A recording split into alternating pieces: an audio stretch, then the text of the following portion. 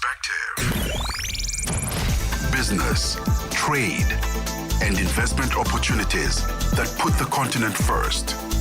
Africa in Business with Thami Ngubeni.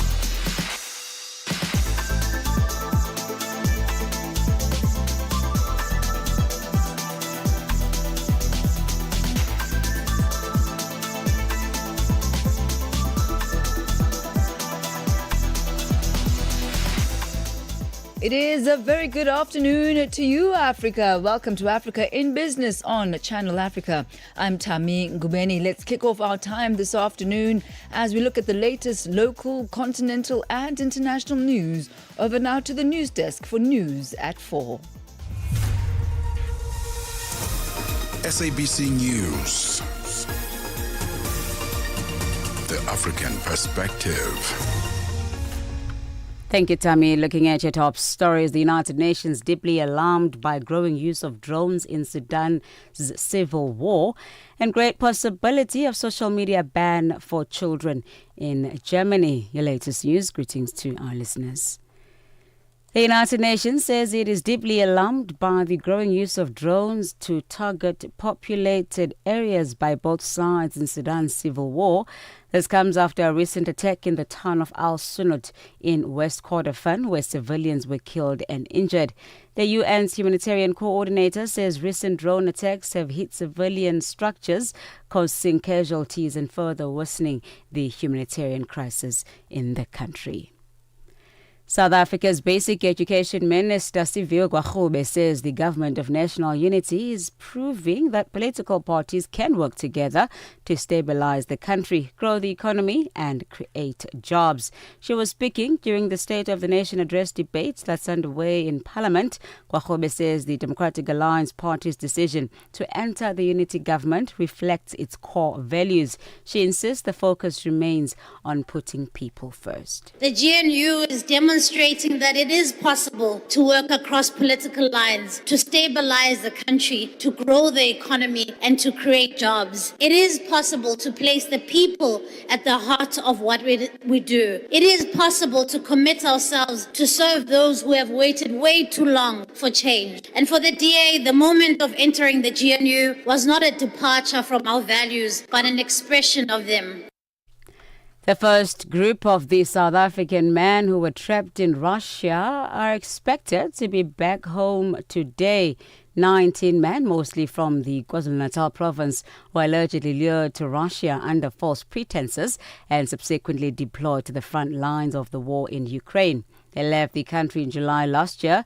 For the past 7 months, their families made desperate pleas to the government in insisting to secure their safe return. The presidency last week announced, following a discussion between President Cyril Ramaphosa and Russian President Vladimir Putin, that both leaders pledged their support in the process of returning the men home. It was further confirmed that the Department of International Relations and Cooperatives has began working through diplomatic channels on the matter. The group is expected to land at the OR Tambo International Airport this evening. An inquest into the death of a British BBC charity employee in Nairobi has resumed in the Kenyan capital. She had been working for the BBC's international development charity Media Action. The BBC's Barbara Platt-Asher reports. Kate Mitchell's family came to Kenya looking for answers. The inquest in the UK found that Ms. Mitchell had been unlawfully killed in her hotel room, that she died as a result of a blunt head injury and pressure on her neck, and that the man who attacked her either fell or jumped from the bedroom window and was found dead. But that's the only information we got from Nairobi, the British coroner said. Witnesses have now provided a bit more. Hotel security managers told the inquest here they'd responded to reports of a fire alarm, but the door was locked, so they had to break in. They found Ms. Mitchell's body in the bathroom and determined that her attacker had also been a guest in the hotel. The inquest continues in May. Lastly, Germany's Chancellor Friedrich Merz has suggested that he is open to a social media ban for children. His comments come after Australia's social media ban for children under the age of 16 last year. The BBC's Jessica Parker. Speaking on the political podcast Machtwechsel, Friedrich Merz expressed concern about the impact of screen time on children. The German Chancellor said that while normally cautious about the idea of bans, young people need time to play, learn and concentrate at school. There are proposals to bring in restrictions from within his own Conservative CDU party and government coalition partner, the centre-left SPD. It comes as Australia banned under-16s from using major social media services last year, while several other European countries are considering similar moves. Recapping on your top stories, the United Nations says it is deeply alarmed by the growing use of drones to target populated areas by both sides in Sudan's civil war. The UN's humanitarian coordinator says recent drone attacks have hit civilian infrastructure, causing casualties and further worsening the humanitarian crisis.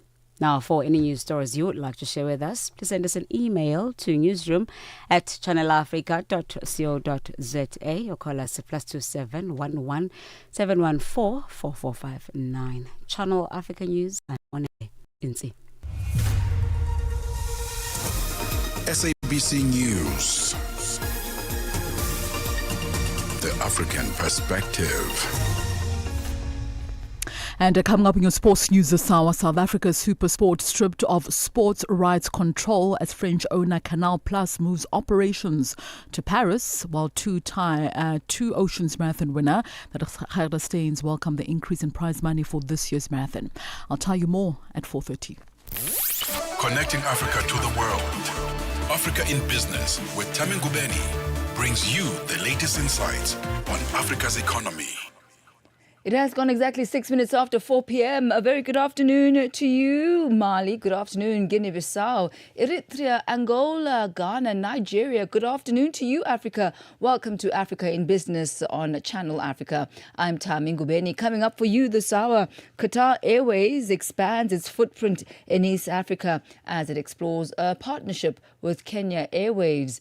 And staying in Kenya, the country about to resume trade talks. These were started during the Biden administration and are scheduled to resume shortly. Do continue interacting with us on all the various social media platforms on X, Instagram and YouTube. You'll find us at Channel Africa and at Channel Africa 1.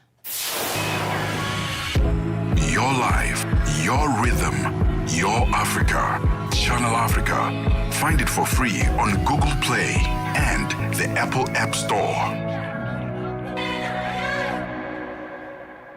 We begin here this afternoon with South Africa's interest rates. They are beginning to ease as inflation remains contained within the Reserve Bank's target range. But economists caution that the real focus should not only be on the pace of rate cuts. Instead, attention is turning to how government and business leaders navigate this lower rate environment responsibly, particularly as risks such as rising electricity costs, renewed inflationary pressure and ongoing global uncertainty continue to cloud the outlook. Channel Africa's economics reporter Innocent Samosa has more. South Africa's monetary policy cycle has reached a critical juncture with the repo rate now at 6.75% and inflation hovering near the lower end of the South African Reserve Bank's target range. Lesetja Kganyago is the governor of the South African Reserve Bank. We had been doing work for the past 24 to 36 months, and we came to the conclusion that the correct target to aim for South Africa is 3%. We believe that 3% will be consistent with the price stability mandate. Secondly, we believe that it will enhance South Africa's competitiveness. And thirdly, we believe that it will transform the South African economy. The question is, does this latest data genuinely justify further cuts?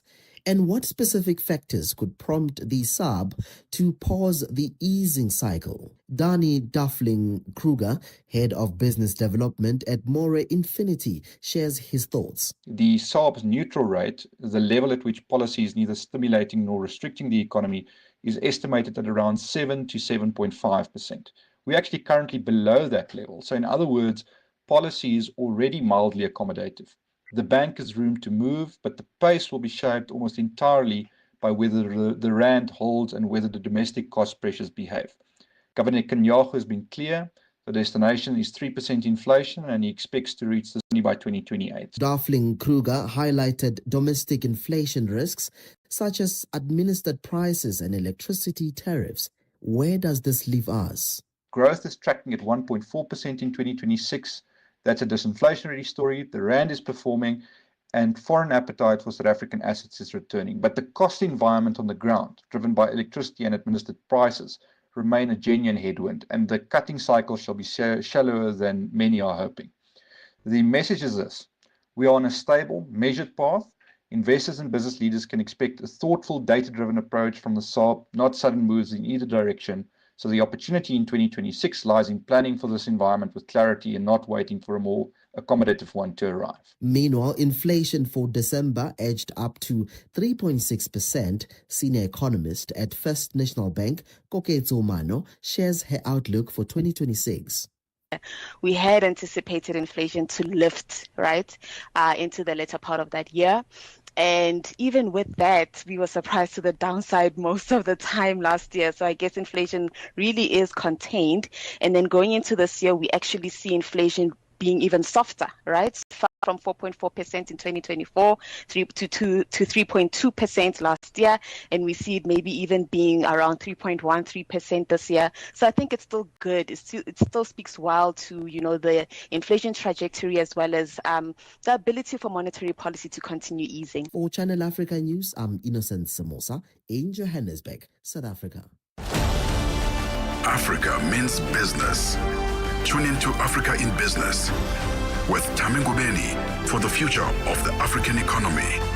Channel Africa, the African perspective. It has gone exactly 11 minutes after 4 p.m. Central African time as we turn our attention now to the Kenyan government. They're set to resume talks with the United States on a proposed bilateral trade agreement, with talks scheduled to restart next week in Washington. Nairobi is seeking a deal that would remove the non-tariff barriers and expand access for Kenyan exports into the U.S. market. The discussions were initially launched during the administration of the former U.S. President Joe Biden under a broader trade and investment partnership framework. And this was aimed at easing trade restrictions. We are going to be talking in just a short while to Peter Wakaba. He is the business news editor in Nairobi, also an economic commentator. We do certainly know that there's been a lot of development and movement in Kenya around trying to stimulate economic growth. And what will these trade agreements mean for Kenya?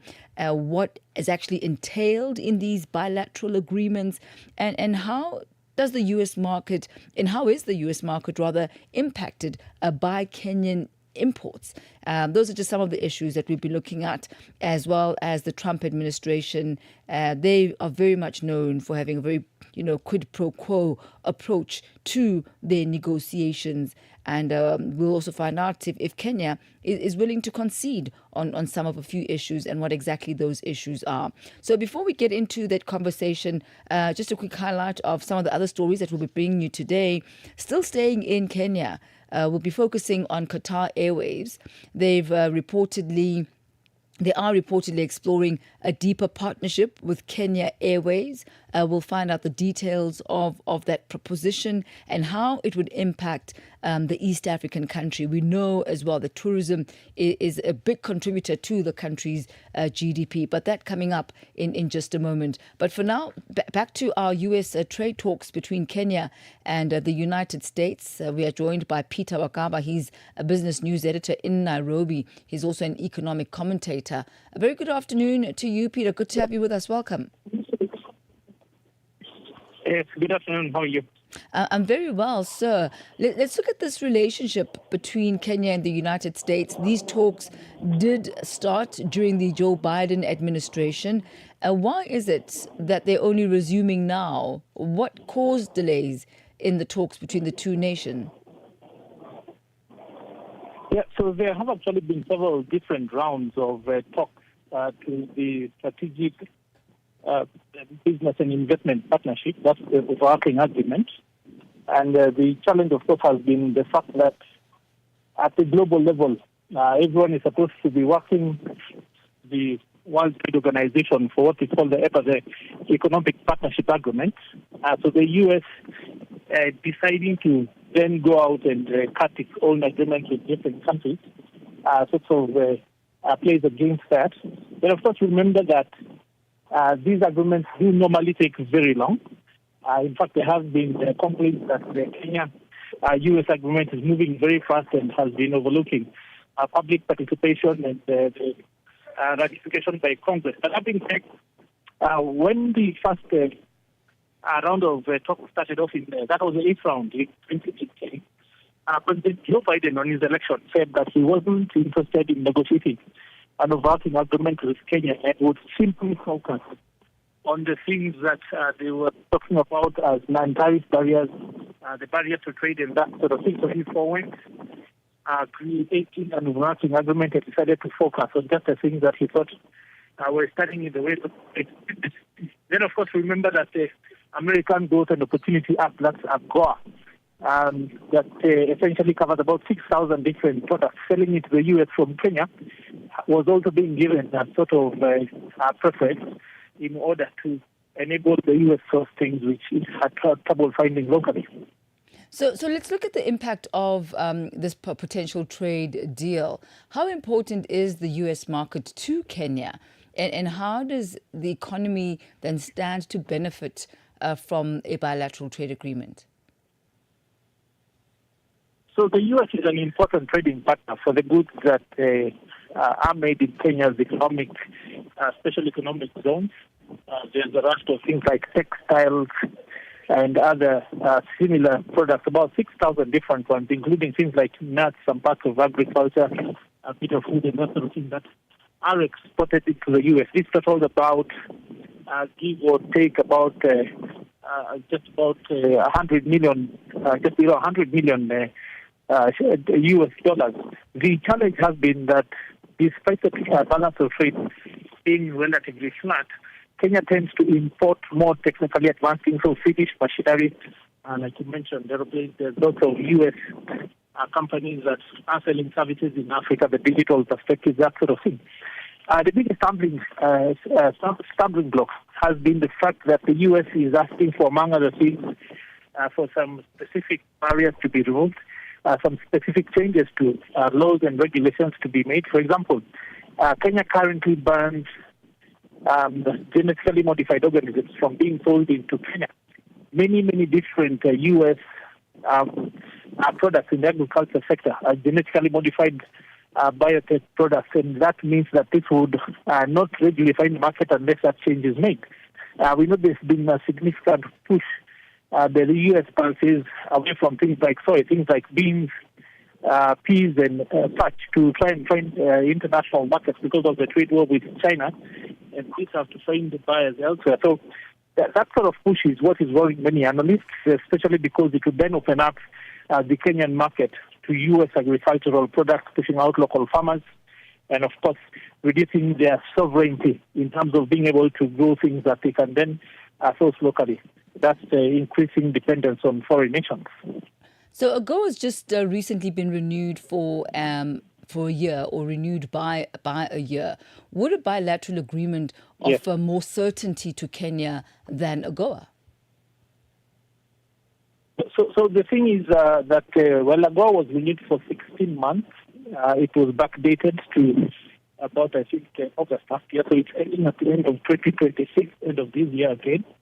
And the extension was meant for it to give space for the negotiation of an entire agreement and partnership.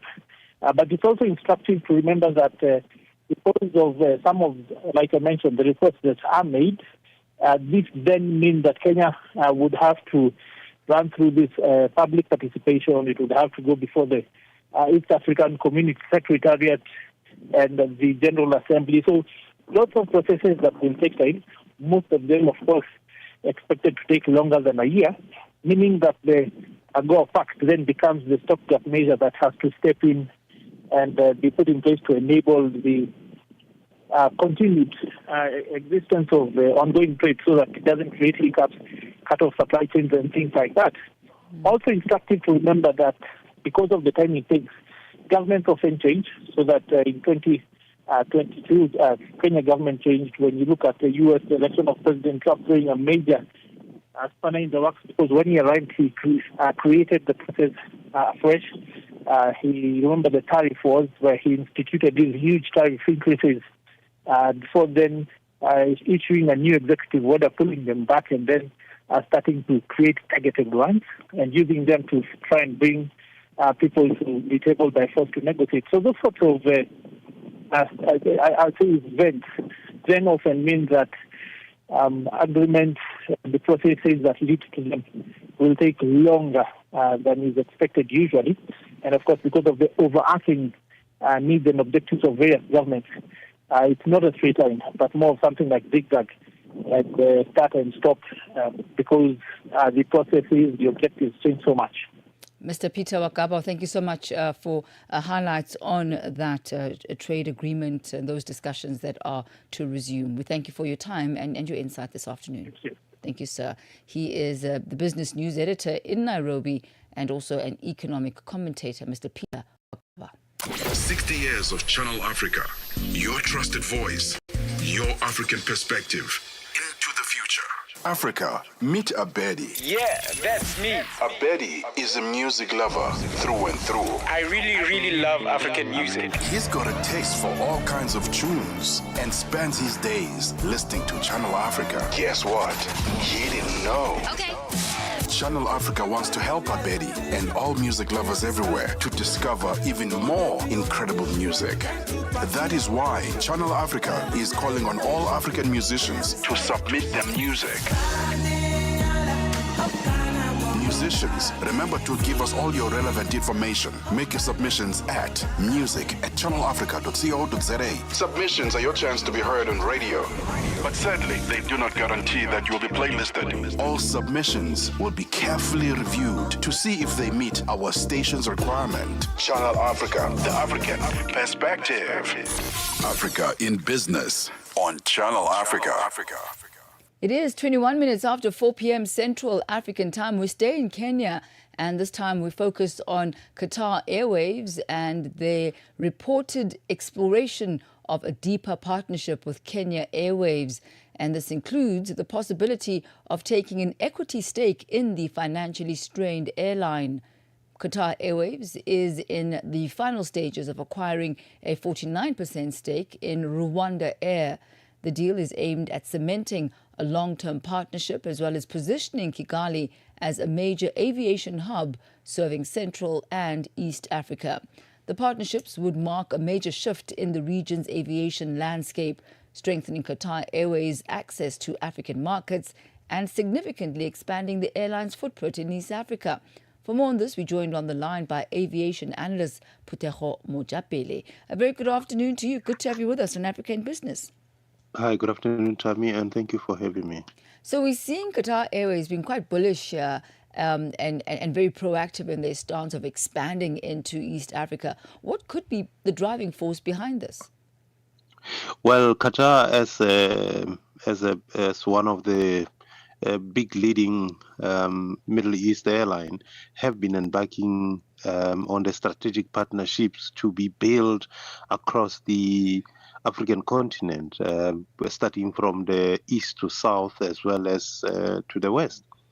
However, it has been very much in line with the spoke hub kind of an operation that they've been building over the years. As you are aware that Doha is their hub, and now what they are trying to do is to make sure that they are linking Doha with many of the African countries that would be seen to be partnering with them in taking the passengers from the African continent to Doha and then taking them to the world.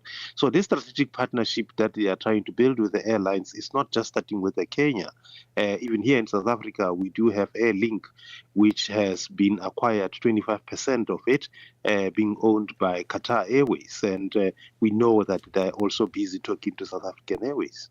So how strategic is Nairobi compared to Kigali for Qatar Airways' Africa expansion plans? Well, the Eastern African continent, as you are aware, that it's dominated by the Ethiopian airline. Now, Ethiopian airline has been really doing quite well in that part of the East Africa. They're also doing basically what Qatar Airways is doing in Doha. Now, what they are trying to do here is that they trying to dominate the area by increasing the footprint of their presence through the airlines that are operating in those countries.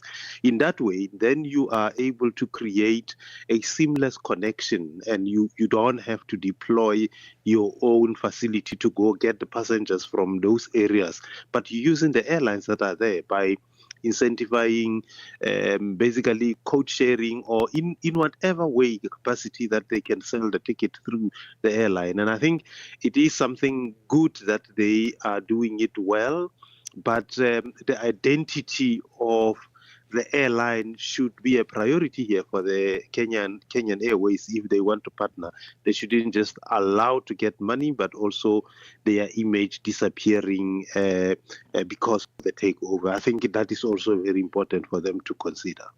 There are some dominant airlines on the African continent, the likes of Emirates and Ethiopian Airlines. What does this move mean for competition on the continent, and how does it position Qatar Airways against its rivals? Well, when we're talking about dominant, I'm not too sure whether it's the right word. But anyway, let's assume that it is the right word to use. The significance of having more foreign airlines operating in African continent, it basically unlocked the potential of connectivity. As I was saying the other time on the very same show, that when you travel between the south and the north of Africa, you got to go to Europe first, unlike having to connect within the African continent itself. So that would actually unlock that for most of the airlines that would be partnering with Qatar Airways, particularly in the African continent, where we would not see the distance that would be traveled to Europe than here. So it is important that that partnership get reinforced, and also to assist with the cash to build facility and infrastructure in the African continent. As you know, that African continent, most of the airport facilities and aviation infrastructure is not up to standard, and it requires quite a lot of money to build that capacity. So partnering with these kind of airlines will enable that infrastructure development to take place and to be improved, and then we would see the improvement of the frequency of the flights across the continent, moving forward with speedily, and we will be able to at least have an operation that would be appealing to everybody. So let's wrap up with a look, Putejo, at the partnerships that Qatar Airways is pursuing with the two East African nations. Could there be a risk of internal competition between Nairobi and Kigali, between those two hubs in the long run? Absolutely, and that's what the Qatar Airways is looking at. I mean, if you're looking at the Kigali, there isn't much of activities that are happening. Strategically, you would be better positioned to look at Nairobi, because Nairobi has so many opportunities, including your safari that happens there. But when you look at Kigali, there isn't much. There's really nothing that would, and I think for them, it's basically the access into the market, or the footprint of the Rwanda Air. But at the same time, this Kenya will unlock the safari, because then they will be able to take even the passengers that are planning to utilize the hub of Ethiopia in Bola International, Addis Ababa. So in that case, they are going to eat inside the Ethiopian airline base by acquiring Kenyan Airways. And I think in that way, the strategy will be cemented, and we would see them together, Kenyan Airways as well as the Rwanda Air, both of them getting much deeper into the African continent and penetrating, giving Qatar an edge and access. In South Africa, you've got Airlink that is already doing that for Qatar Airways. So they will be closing the gap. An Ethiopian airline, if it are not careful enough, they may lose quite substantial amount of business because Qatar will entice the customers to their best of their ability. Puteho Mojapele, always a pleasure talking aviation with you. Thank you for your time, sir. No problem. Thank you. Thank you. That's aviation analyst Puteho Mojapele taking us to the 4:30 p.m. hour, which means that we head over now to the markets desk where Buntle Hedbush is standing by with your latest market indicators. Get the news, music, and lifestyle of Africa on Channel Africa, the African perspective.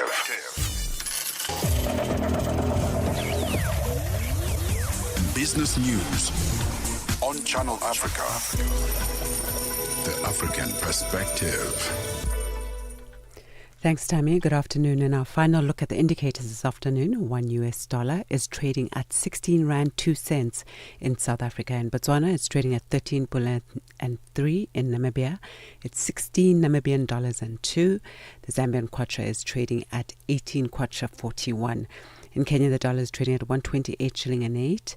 In Ethiopia, at 155 birr 40. Uganda, 3,517 shilling. And in Tanzania, it's at 2,596 shilling. $1 in Nigeria is trading at 1,349 naira this afternoon. In Egypt, it's at 46 Egyptian pound 83. In Tunisia, at 2 dinar 85. Algeria, 128 dinar 83. In Morocco, the dollar will cost you 9 dirham 2. In Angola, it's trading at 912 kwanza, while the Congolese franc is trading at 2,240 to the US dollar. Taking a look at commodities, they've all inched up a bit higher this afternoon. Gold is at $4,950 per ounce. Platinum, $2,075 per ounce. While Brent crude oil is at $69.02 a barrel. And that's your indicators. For any business stories you'd like to share with us, please do send us an email to newsroom@channelafrica.co.za or give us a call on +2711 714 4459. For Channel Africa Business, I am Buntle Hedbush. Business news on Channel Africa, the African perspective. And for the latest from the business of sport, here's Musibudi Makura. Sports on Channel Africa, the African perspective. Thank you so much, Thami. A very good afternoon from the Sports Days. So following its $3 billion acquisition of MultiChoice, French media giant Canal Plus has moved SuperSports Sports rights acquisition decisions from South Africa to its Paris headquarters as it seeks now greater control and cost efficiencies. Now, the centralization aims to cut cost but has resulted in SuperSport losing control over selecting sports content for its African audience, impacting traditional offerings on DSTV. Now, notable sporting events such as the Winter Olympics as well as the World Dance Championships have been excluded from SuperSports programming due to Canal Plus's decisions. Now, this change impacts viewers across sub-Saharan Africa, particularly in markets like Nigeria, Kenya as well as Ghana, where sports broadcasting is a cultural staple, potentially reducing subscriber satisfaction as well as loyalty. Now, the move, which has raised concerns within the industry, places the responsibility for acquiring sports rights directly under the control of Canal Plus's European headquarters, undermining SuperSport's historic role as Africa's dominant sports broadcaster. Now, veteran broadcasting journalist Tinus Ferreira says this restructuring is part of a broader strategy by Canal Plus to reduce costs while also maintaining operational efficiency. This change, by the way, has begun to impact subscribers. Onto the story now. VPN users in Spain may soon face connection blackouts during football matches after a new court ruling granted La Liga the power to issue blocking orders to major privacy services. According to La Liga's official statement, the commercial court has ruled in favor of La Liga and Telefónica, classifying VPN providers as technological intermediaries under the European Digital Services Act. The ruling specifically names NordVPN and Proton VPN, requiring the companies to block access to IP addresses directed transmitting illegal streams of La Liga matches. Now, the precautionary measure allows for dynamic blocking, meaning La Liga can update the list of banned IP addresses in real time as they are identified. Now, this grants the Football League unprecedented speed in shutting down connections, but privacy advocates warn it creates a high risk of collateral damage where legitimate users, such as remote workers or privacy-conscious citizens, are swept under the dragon.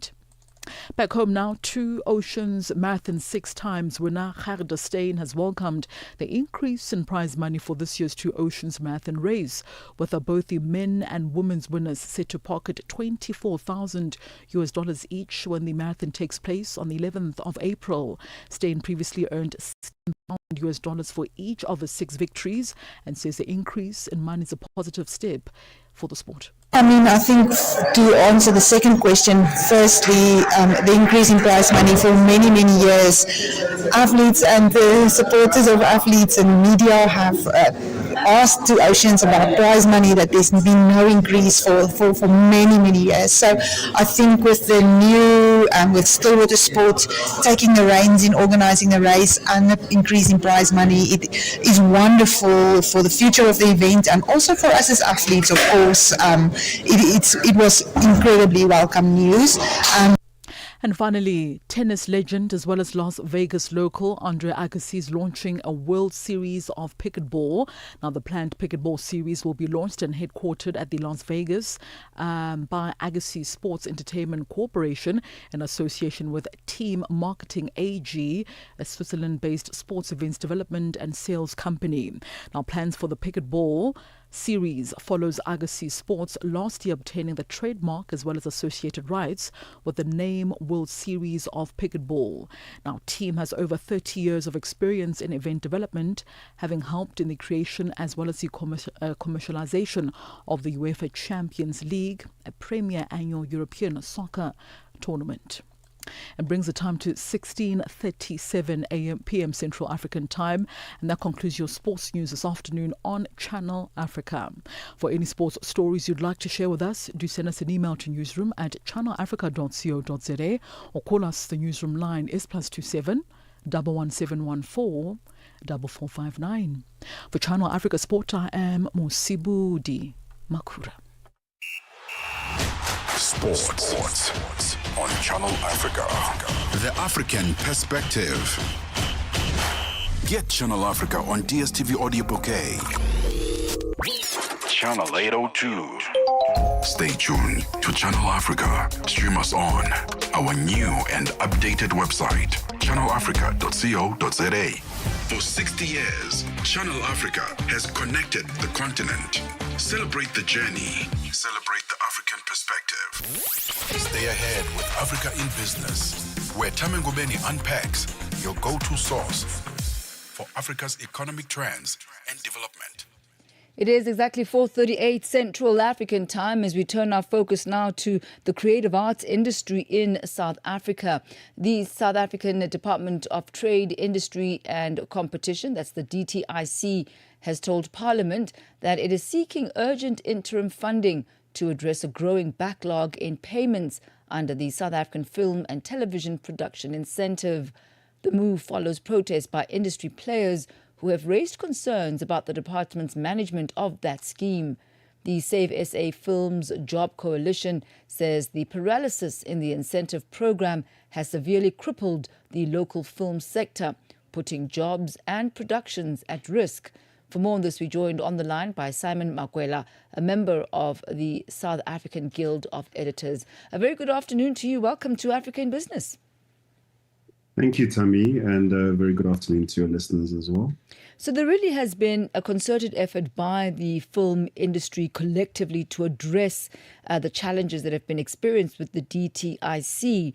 What is your take on the explanation that was provided by the department regarding the backlog of the South African film and television production incentive payments? So the issue itself is very complex, and this is not the first time that the industry has actually organized mass protests or mass demonstrations towards the Department of Trade, Industry and Competition. The main issues here being that since 2024, the Adjudication Committee has not sat for adjudications that would lead to the disbursement of funds that have been approved by the department for this incentive. And if this incentive is to function, then obviously the alleviation of jobs, the alleviation of unemployment, and a whole number of other economic factors would be not where we're going right now today. So with this incentive, we had staged two mass demonstrations in January, which was on the 28th of January. We went to Parliament to demonstrate at the Parliament precinct. And then we also staged a 29th January mass demonstration outside the DTIC offices, where the officials did come out to meet us. They accepted a memorandum. They went back, they deliberated, and they invited us to come and meet with them in Parliament with the Parliamentary Oversight Committee to discuss the measures that have been taken or the issues that have resulted in the fallout of this film incentive. The department themselves argue that the incentive was oversubscribed, which means that when the incentive was in place, more applications came in than they were able to pay out on, and that led to a number of repudiations of signed agreements, which have led to job losses as what we're experiencing now as well. So in light of that, we left Parliament yesterday with a bit of a win for the industry. The war's not over yet, but that battle we have won in terms of what the memorandum had laid out for them to address, and now what we need to go back and work on in order to reinstate and reinforce and review and come out with an incentive that is practically available for all South Africans, especially for the youth and especially for Black South Africans as well as females as well. Minister Parkstyle, who's the DTIC minister, he says that National Treasury had reallocated the film incentive budget to another program due to the COVID-19 lockdown stalling the film industry. What impression does that give to the South African film and television industry insofar as government's priorities are concerned?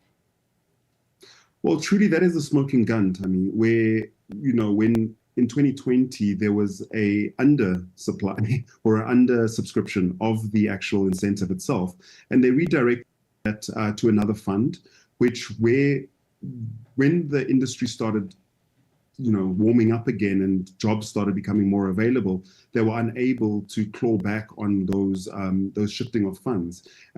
Yes, indeed, that does show that there was a lack of attention paid to the importance of this incentive in maintaining and growing the industry.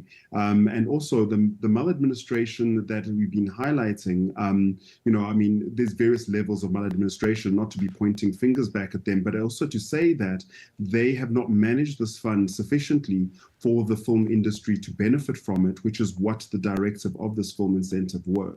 So that is their core argument, to say that during a time of a crisis, a national crisis as was COVID, those funds were shifted to other funding mechanisms to support the shutdowns and lockdowns, etc., and other things that were more important at the time, which also reflects that there's a lack of importance in focusing on the film industry as a critical economic driver, which really does not leave a good taste in our mouths as the film industry to say that government actually takes us quite importantly and seriously as well. And picking up on that, the film industry being a critical economic driver in the country, how much of a contribution does the film industry actually make to the country's GDP? And then on the back of that, could you talk us through the type of impact that the backlog of these incentive payments has actually had on the film industry as a whole? Look, I mean, the numbers vary, but the Independent Producers Organization has commissioned an independent study. It's called the Oldberg study, which highlights the importance of this film incentive and what impact it has in performance to other incentives all around the world. Now, each and every country that has a film incentive is a competition to attract that foreign investment that comes in. To date, numbers report that over 2.5 billion rand has been lost since this incentive has stalled since 2024. And obviously that has a huge impact on the industry at large as well. Now, this is a 10 billion rand plus industry in terms of production. And if we look at it from that perspective, those jobs that are created in local markets the money that's invested to create those jobs in local markets is based on what we call a multiplier. That multiplier effect means that 1 rand that is spent on a production in South Africa, be it for locations, be it for accommodation, be it for catering, be it for textiles in terms of wardrobe, etc., all of those things are sourced from a local economy. Now, there's a 1-to-5 ratio of that multiply effect in South Africa, which is a massive benefit for government in order to boost local economies and also to enhance what foreign investment impact on our gross domestic product. Now, I don't know if it's because government is not aware that, the film incentive sorry, let me say it this way. I don't know if government is aware that film and television is not the faces that you see on the screens, but also there's a lot that happens in the background that doesn't happen on screen in terms of jobs that are not going to be aligned with what happens on the screen, but jobs that are done in the site. So for instance, if you're running a small B&B and someone is shooting in that B&B, people are staying in that B&B, you're supporting the waiters, you're supporting the janitorial staff, you're supporting the workers that work for that establishment. And those are the types of multiply effects that we talk about that have a huge impact on the country's, driving the country's economy in the right direction. Again, I also want to emphasize, while I've got this point, is that 67% of our industry, as the film and television industry, is youth under 35. And with the massive amounts of unemployment that we're facing in this country, the film and television industry is a huge absorber of that youth contingent that is unemployed. We're talking about extending it even as far as content creators that come into our industry and find opportunities as influencers to be part of shows, etc. There's a term that they throw around called opening up the industry, and that's the value that this industry has, to be open enough for young people to engage, enter, create content and build a living out of this industry itself. With that, we can definitely solve a number of different problems just by fixing the film incentive itself, as well as the other problems that are facing the film industry.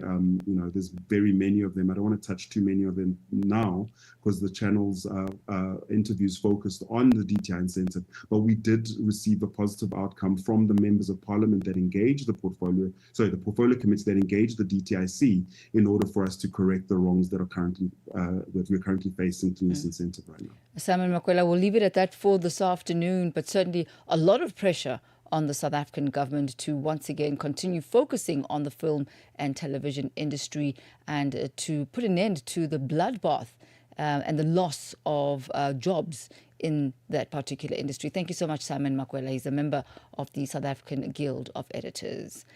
He takes us to exactly 4:48 Central African time. A bit of a win for them in Parliament with the DTIC Minister Parkstar making a plea there for Treasury to allocate funds to the ailing industry. It's gone exactly 4:48.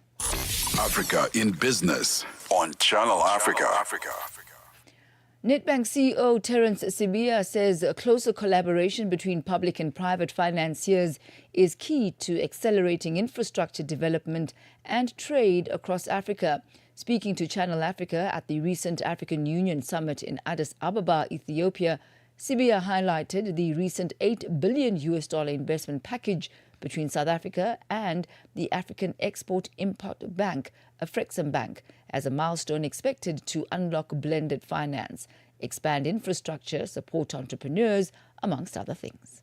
From a Nedbank perspective, what we've realized is that we need to expand and deploy our expertise to where it matters the most. In other words, the big bottleneck that we have is infrastructure development. And the infrastructure for water, for roads, for rail, ports, and aviation will be key to unlocking business opportunities, not just for South African companies, but also many African companies across the board, SMEs, medium-sized enterprises, and multilateral corporations. So for us, from a Nedbank point of view, we've made a conscious decision to invest on the continent, but also deploy our expertise to make sure that the infrastructure development happens and enable trade and the ability for people to move freely and trade freely across the continent. Great. So we saw also the Afrexim Bank coming into South Africa to invest just a week ago, where the president was signing that deal together with Trade and Investment Minister Tao. Nedbank was also mentioned as a major bank to be part and parcel of driving that particular investment. How do you welcome that opportunity that has arrived within the African Free Continental Trade Area? Very good question. A major unlock to funding good projects on the continent is what we now call blended finance. That means the private sector and the public sector putting together financial packages underpinned by your development finance institutions like your Afrexim to make sure that the funding packages are bankable. First of all, they're feasible, bankable, and sustainable. And so the coming together of Afrexim and as well as the Republic of South Africa, including its banks like Nedbank, was a milestone that has to be celebrated, because what we're unlocking is blended finance that's proven to be a key unlock to funding projects that will, in essence, unlock a lot of African potential. The other thing in Africa, we're having some barriers of trade, Africans trading each other in terms of visa issues. We also have issues about infrastructure, the movement of goods. From the Nedbank perspective, how can we, together as a collective in Africa, really resolve these challenges timely and then implement, the all principles that underpin the economic growth in Africa, but also to ensure that our youth, Africa has a population of about 60% of youth, which is fresh and can be roped into labor and uplift their lives and their families as well, but also the continent broadly. How do you view these issues? Fortunately, we as Nedbank are also big proponents of the African Continental Free Trade Area under the auspices of the AU, in whose building we're in today. So we see that from a commercial perspective, from a commercial bank perspective, a massive unlock in giving us the guardrails in order to implement some of the 2063 goals that the AU has outlined. All those challenges that you mentioned around youth unemployment, around infrastructure underdevelopment, around perhaps barriers to trade and movement of people across borders are all addressed in one way or another under Agenda 2063, and then the implementation of which is going to fall under the AFCFTA, of which Nedbank is a very strong proponent of. So we don't see just the challenges, but we see the opportunities, not just for African companies or South African companies in the case of South Africa, but for the whole continent. If we can get some of the protocols right, remove some of the non-tariff barriers, make sure some of the trade policies are in harmony so that goods and services can move freely and people can trade freely. One key aspect of that in enabling that will be how we implement these policy changes to harmonize policies across the continent. And this is the gospel we are preaching here at the African Union during the summit this time around. That takes us to exactly 4:52 Central African time, and you know what that means. It means it's preparation for Vue d'Afrique, which begins in a few minutes' time. And bonjour to you, madame. Bonjour à toi, Thami. Bonjour à tous les auditeurs de Channel Africa. Sur Vue d'Afrique, tout à l'heure, il sera notamment question des réactions, de protestations et d'incompréhension au Gabon après l'annonce de la suspension des réseaux sociaux. Et nous parlerons également du Cameroun. Le tribunal militaire de Yaoundé tente-t-il de savoir si le service de contre-espionnage a planifié l'enlèvement du journaliste Martinez Zogo. Il y a aussi la Libye, où l'ONU pointe l'existence de réseaux organisés et soulève de sérieuses interrogations sur les responsabilités et la protection des droits humains. Et en deuxième partie, avec Jolie Nosongo, il sera question du sport et notamment du football. C'est le tirage au sort de compétition des clubs africains. C'est sur Vue d'Afrique. Tout à l'heure, merci de rester connecté. Merci, Thami. Merci beaucoup. I love that color on you. Very, very nice. Merci beaucoup. She joins us at the top of the hour for Vue d'Afrique. From markets to innovation. From markets to innovation. Africa in Business with Thami Ngubeni covers it all. With Africa's future in focus, Channel Africa, the African perspective.